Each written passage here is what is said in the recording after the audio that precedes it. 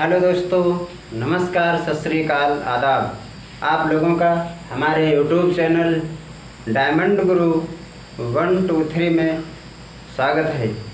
यदि आप मेरे चैनल पर नए हैं तो चैनल को लाइक, शेयर और सब्सक्राइब कीजिए। साथियों, आज बहुत ही अच्छा सेशन लेकर आए हैं जो है फिजिक्स से। फिजिक्स का टॉपिक है लाइट, जो कि मोस्ट इम्पॉर्टेंट है, जिससे हर परीक्षाओं में अधिक से अधिक क्वेश्चन आया करते हैं। ये सभी परीक्षाओं के लिए इम्पॉर्टेंट है। तो देखते हैं, पहला टॉपिक है, पहले जान लेते हैं कि प्रकाश है क्या। तो प्रकाश एक प्रकार की ऊर्जा है। क्या है? प्रकाश एक प्रकार की ऊर्जा का रूप है, जिसकी सहायता से हम विभिन्न प्रकार की वस्तुओं को, यानी कि जितनी भी वस्तुएं हैं, सब प्रकाश के माध्यम से ही दिखाई पड़ती हैं। तो साथियों, प्रकाश के दो स्रोत हैं, एक तो प्राकृतिक स्रोत होता है और दूसरा कृत्रिम स्रोत। प्राकृतिक स्रोत साथियों, प्यारे साथियों, कौन सा है? प्राकृतिक स्रोत जैसे सूर्य, चंद्रमा, तारे, ये साथियों कैसे हैं? ये हैं प्राकृतिक स्रोत। और कुछ कृत्रिम स्रोत होते हैं, जैसे कि मोमबत्ती, लालटेन, ये सब कैसे हैं? ये हैं कृत्रिम स्रोत। तो प्रकाश के दो तरीके के स्रोत होते हैं। साथियों, प्रकाश की कुछ विशेषताएं होती हैं, वो हम जान लेते हैं। तो कौन सी होती हैं? नंबर एक, प्रकाश को चलने के लिए किसी माध्यम की आवश्यकता नहीं होती है। माध्यम की आवश्यकता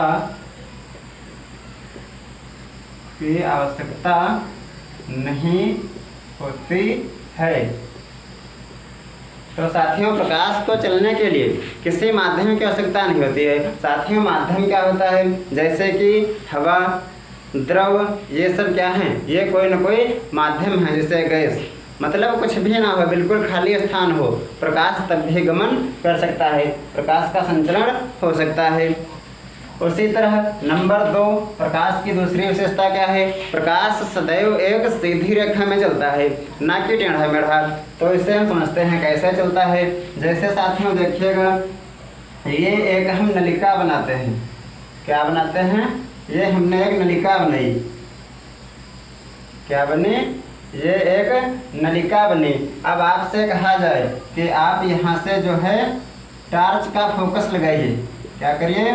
टार्च लगाइए। यहाँ से जो है आप टार्च जलाइए, तो क्या इस टार्च का प्रकाश इस नली से होकर के यहाँ जाएगा? नहीं प्यारे साथियों, क्योंकि प्रकाश कैसे चलता है? प्रकाश एक सीधी रेखा में चलता है, ना कि टेढ़ा मेढ़ा। तो नंबर दूसरी इसकी विशेषता क्या हुई? प्रकाश एक सीधी रेखा में चलता है। प्रकाश एक सीधी रेखा में चलता है। इतनी बात प्यारे साथियों समझ में आई होगी। यदि समझ में आ रहा हो तो मेरे सेशन को लाइक शेयर कीजिए। तो नंबर 3 साथियों, नंबर 3 आगे देखिएगा, प्रकाश जो है इसकी कुछ चाल होती है। निर्वात में अलग होती है, द्रव में कुछ अलग होती है, गैस में अलग अलग चीज़ों में अलग अलग इसकी चाल होती है। तो साथियों, निर्वात में इसकी चाल 3 × 10⁸ मीटर प्रति सेकंड होती है। कितनी होती है? निर्वात में प्रकाश की चाल, निर्वात में प्रकाश की चाल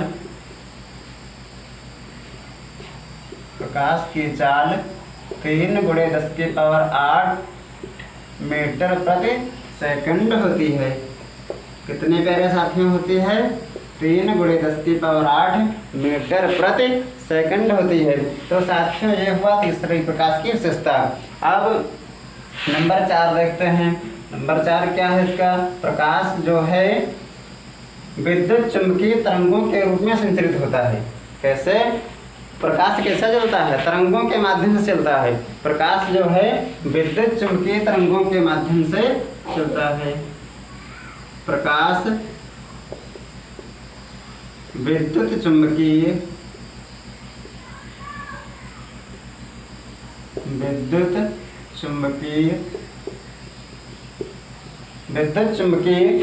तरंगों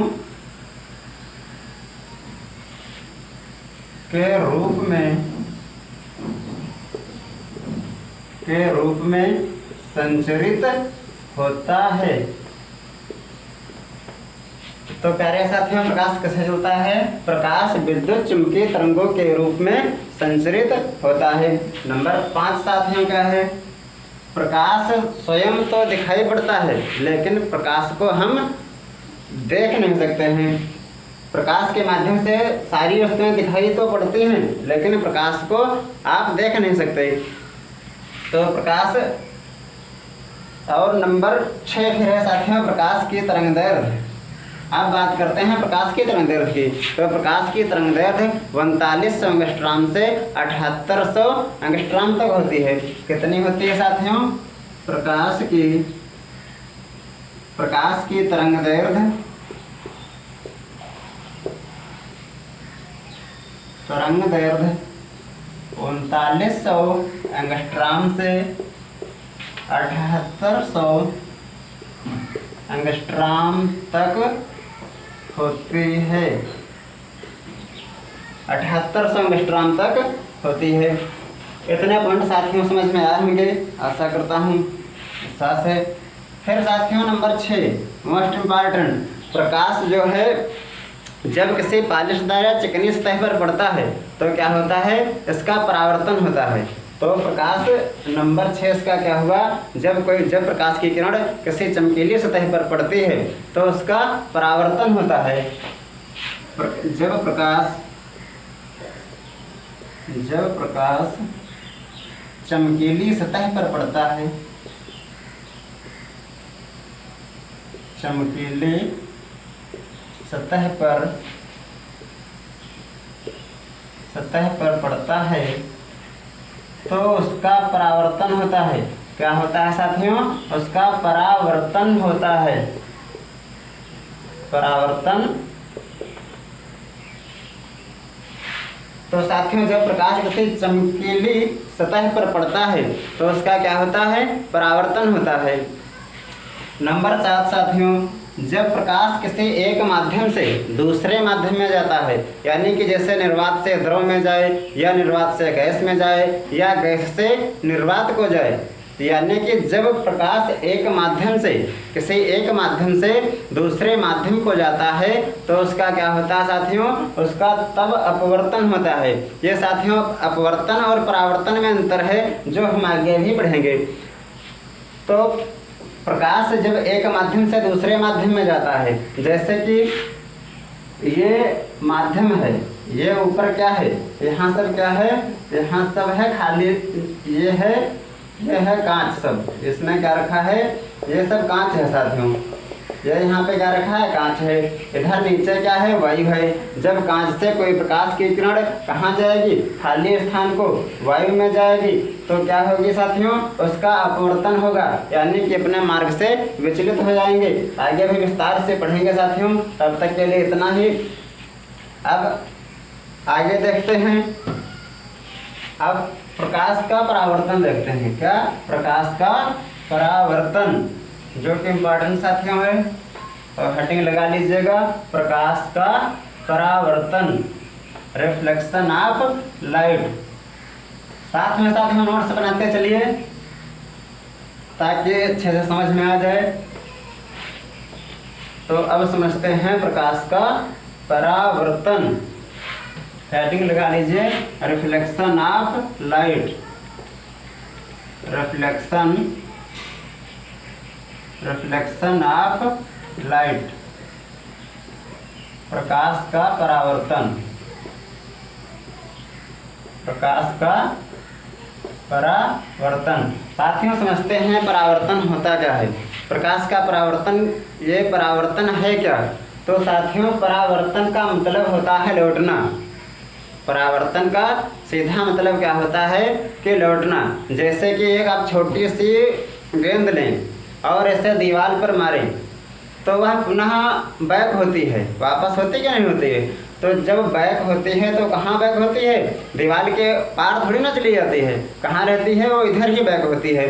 यानी कि जहाँ से आई थे उसी माध्यम में वापस लौट गई।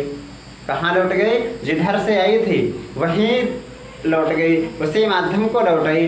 तो इसे क्या कहते हैं, प्रकाश का परावर्तन कहते हैं। तो इसे चित्र के माध्यम से समझते हैं। जैसे ये हमने क्या बनाया है, ये एक सतह है। कैसी सतह है ये एक चिकनी या पॉलिशदार सतह है। कैसी सतह है, चमकीली। चमकीली ये कोई सतह है। अब आपसे कहा जाए कि यहाँ से कोई प्रकाश की एक किरण डालिए। ये क्या है, प्रकाश की किरण है। यहाँ पर आप टार्च बना लीजिएगा। मान लिया ये एक टार्च है। यहाँ से आप फोकस करिएगा। यहाँ को आप फोकस जब करेंगे कहाँ, चिकनी या पॉलिशदार सतह पर, तो यहाँ से ये जो आएगी किरण, ये जो आने वाली किरण है, इसका प्यारे साथियों नाम क्या होगा, आपतित किरण। कौन सी किरण होगी, ये जो आती है वो है आपतित किरण। फिर ये कहाँ पर पड़ी आकर के किससे टकराई, तो चिकनी या पॉलिशदार सतह से इसका टकराव हुआ। जब ऊपर से डाली गई तो कहाँ पर टकराई, ऐसे जगह पर साथियों ये पॉलिशदार या चिकनी सतह से जब टकराएगी तो पुनः उसी माध्यम में वापस लौट जाएगी। यानी कि इधर से आई थी और उधर ही ऊपर ही लौट गई, ना कि नीचे आई। ऊपर साथियों देखो चली गई, यानी कि उसी माध्यम में वापस लौट गई। इस वापस लौटने की क्रिया को परावर्तन कहा जाता है। तो साथियों परिभाषा कैसे लिखेंगे, ये साथियों बताइएगा क्या है। ये एक चिकनी या पॉलिशदार सतह है। ये क्या है, चिकनी या पॉलिशदार सतह है जिस पर कोई किरण आपतित की गई है, जो कहाँ पर टकराई, इस जगह पर। ये किससे टकराई, चिकनी या पॉलिशदार सतह या एक चमकीली सतह है। इससे जब टकराएगी तो कहाँ होगी, वापस। साथियों ध्यान से समझिए, जैसे आपके घर में समतल दर्पण हुआ, इसमें आप चेहरा देखते हैं, उस दर्पण पर आप टार्च ऐसे लगाइए रात को, तो देखिएगा टार्च का फोकस उस दर्पण से टकराकर ऊपर कहीं छत में, कहीं दीवार में लगता है कि नहीं साथियों, लगता। तो यानी कि उसका परावर्तन होता है। इसी क्रिया को, वापस लौटने की क्रिया को परावर्तन कहा जाता है। परिभाषा कैसे लिखेंगे, जब कोई प्रकाश की किरण, ये साथियों क्या है, प्रकाश की किरण है, इसका नाम क्या है, आपतित किरण। तो जब कोई प्रकाश की किरण किसी चमकीली या पॉलिशदार सतह पर पड़ती है, किसी चमकीली या पॉलिशदार सतह पर पड़ती है, तो उससे टकराकर पुनः उसी माध्यम में वापस लौट जाती है। साथियों देखो, यहाँ से आई और टकराने के बाद कहाँ लौट गई, ये इधर को वापस लौट गई। तो इस वापस लौटने की क्रिया को प्रकाश का परावर्तन कहा जाता है। एक बार साथियों फिर समझिए, ये है चिकनी पॉलिशदार कोई सतह है। ये मतलब चमकीली सतह, कुछ भी चमकीला हो उस पर यदि प्रकाश पड़ता है तो उसका परावर्तन होता है। तो ये है चमकीली सतह है। तो जब कोई प्रकाश की किरण, ये साथियों प्रकाश की किरण आ रही है, इसका नाम है आपतित किरण। तो जब कोई प्रकाश की किरण किसी चमकीली या पॉलिशदार सतह पर पड़ती है तो उसका परावर्तन होता है या उसी माध्यम में वापस लौट जाती है। ऐसे वापस लौटने की क्रिया को प्रकाश का परावर्तन कहते हैं। साथियों परिभाषा लिख लीजिए। जैसे परिभाषा इसकी होगी, जब कोई प्रकाश की किरण, जब कोई प्रकाश की किरण, प्रकाश की किरण किसी चमकीली या पॉलिशदार सतह से, किसी चमकीली या पॉलिशदार सतह से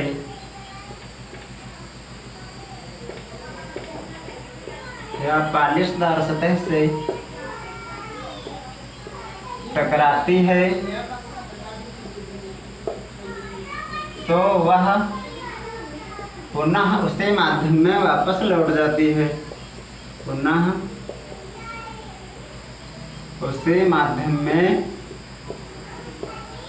वापस लौट जाती है। इस क्रिया को प्रकाश का परावर्तन कहते हैं। इस क्रिया को प्रकाश का परावर्तन कहते हैं।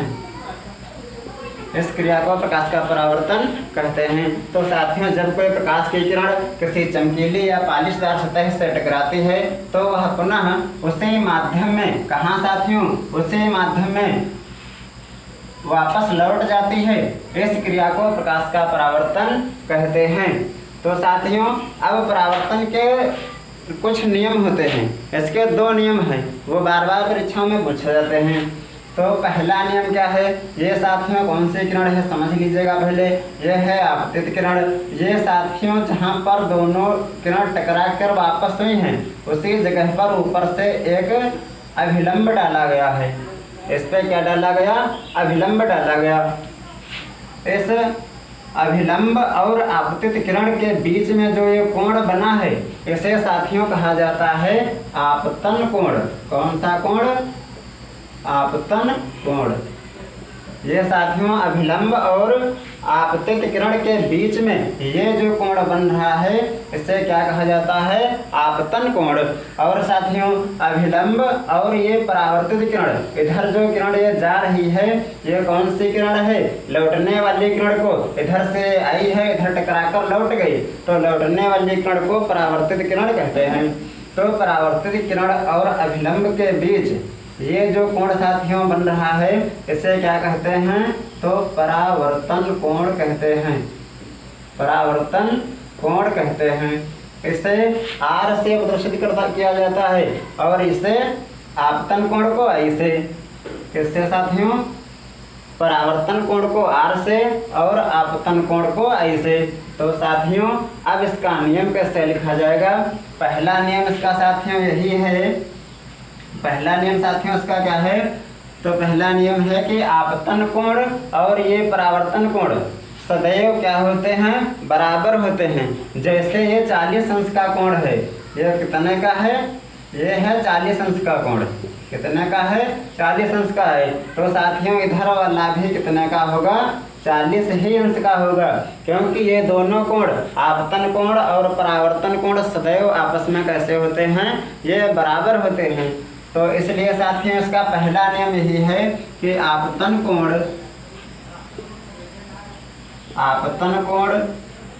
तथा परावर्तन कोण आपस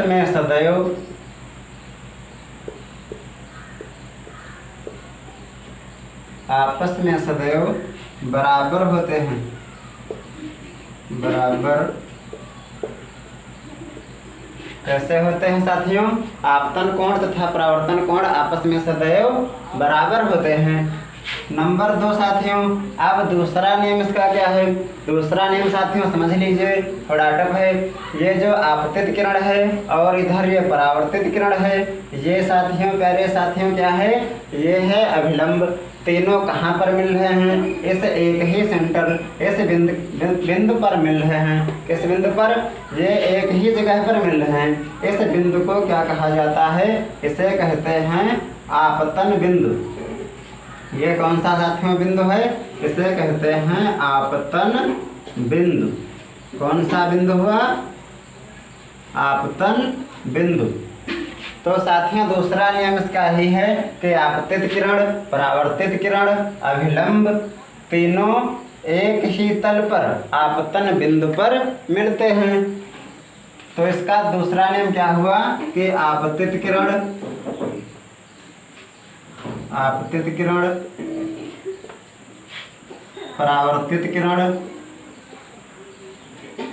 परावर्तित किरण, अभिलंब तीनों एक ही जगह आपतन बिंदु पर मिलते हैं। आपतन बिंदु पर मिलते हैं। कहाँ पर साथियों मिलते हैं? आपतित किरण, परावर्तित किरण, अभिलंब तीनों एक ही बिंदु पर। कहाँ पर? एक ही बिंदु पर जो है आपतन बिंदु पर मिलते हैं। बस साथियों यही 2 नियम हैं इसके जो परीक्षाओं में आते रहते हैं। तो आशा करता हूँ कि मुझे से आप लोगों को सेशन समझ में आया होगा। यदि अच्छे से समझ में आया है तो सेशन को लाइक शेयर कीजिए और सब्सक्राइब करना मत भूलें। आपके लिए ऐसी ही वीडियो लाता रहूँगा। तो धन्यवाद, सत श्री अकाल, जय हिंद।